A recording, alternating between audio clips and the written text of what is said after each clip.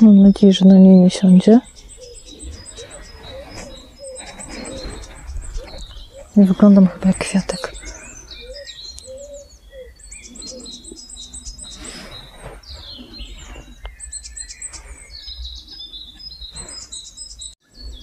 Dobrze, chcę... sorry, I wanted to speak Polish. I want to read you this article and you will have in background the sounds of the meadow and forest. The article is from Mr. Bialczynski, from his blog bialczynski.pl, and the title of the article is like here: The Amazing Slavism, Great Mystery and Great Mystification.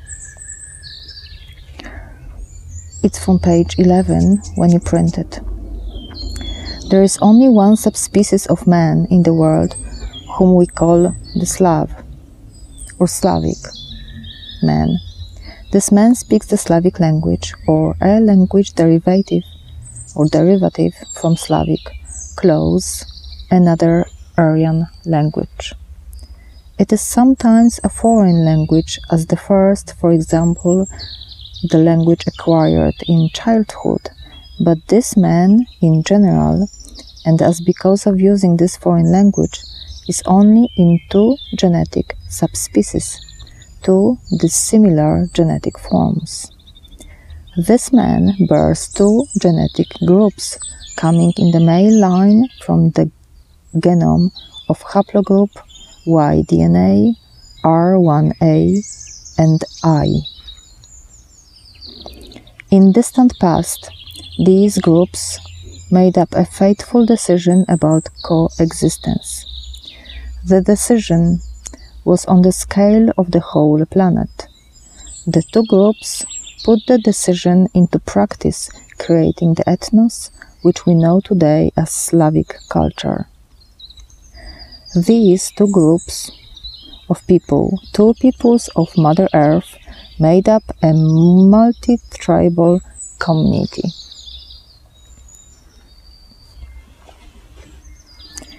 The first tribe people of these two groups, bearing AG, Y-DNA, R1A1, is called pre-Slavic by us today, or by some people who do not accept this terminology, defined as Scythes, here, or Cyto-Sarmatians, or Aryans, or Indo-Europeans.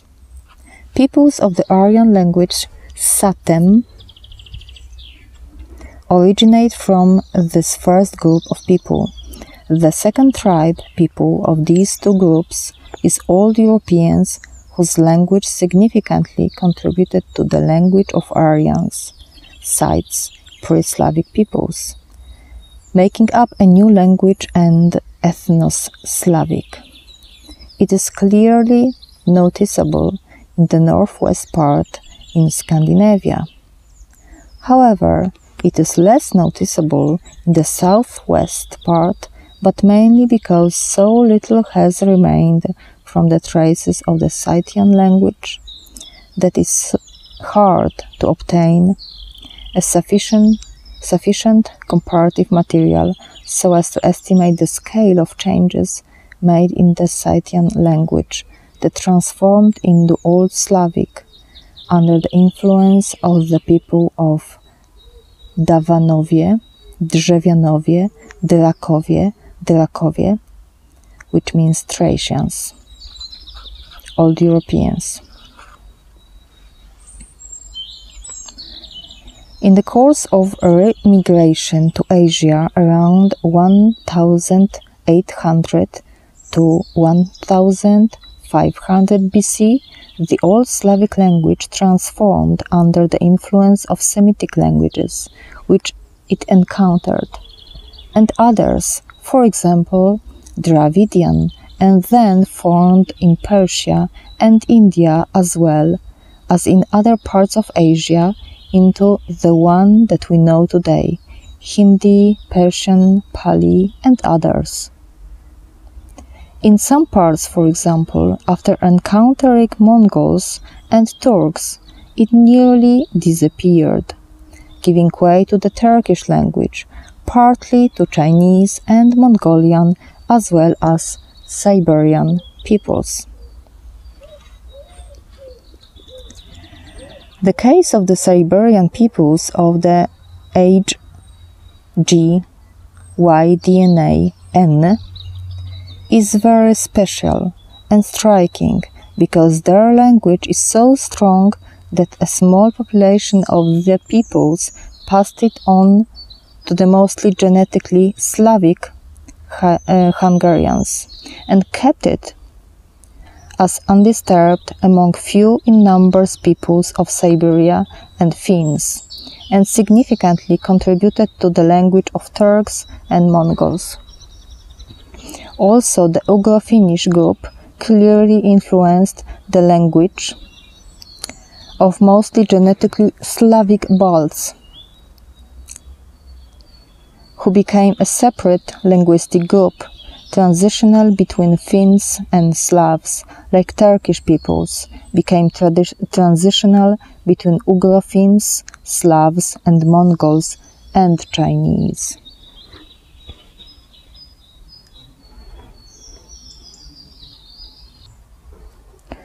Page 12.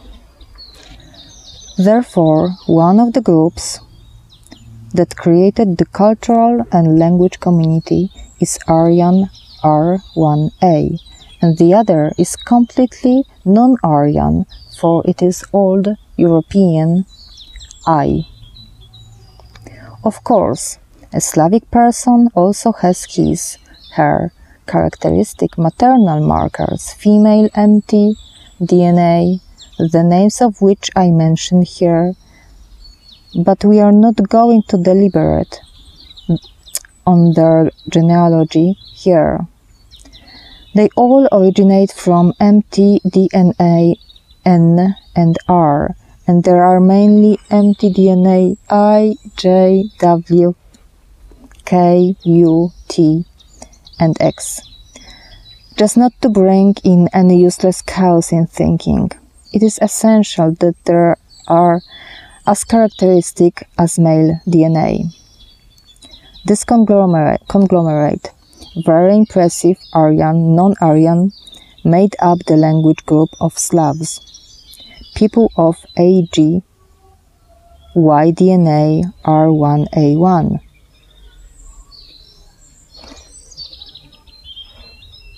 In other words, sites, linguistically dominated over this setting, and yet the others of I1 and I2 added their share to the pre-Slavic Scythian language, and here we have something that we have known and have been using in the records for thousands of years.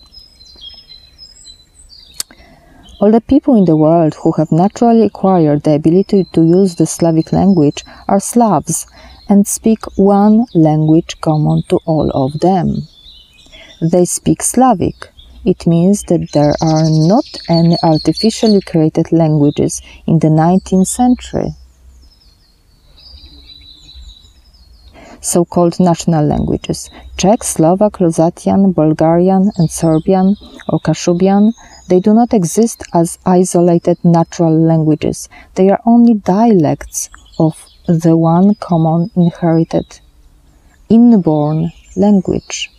The decisive majority of people of the R1A and I2 haplogroups use the Slavic language. Have a look at the map how HG,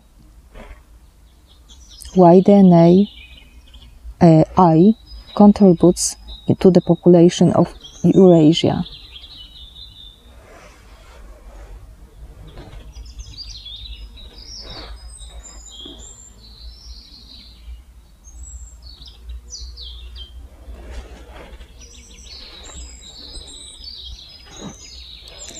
The statement that there is only one Slavic language may be a discovery, amazement or shock for some people, but for people who are ready for this message, even thanks to their short studies on the development and characteristic of the spoken and written language, it will be no sensation. Slavic people all over the world speak one Slavic language, using a few dialects of it. There are also huge groups in the world, Hindu people or Iranians, who speak closely related languages derivative from Slavic languages. This is called so-called Satem League.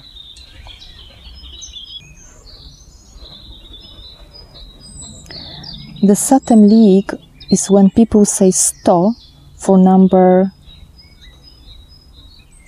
and not kentum group. Cent. I call this Satem League system, to which also belong Balts, Hungarians, Romanians and Albanians and others.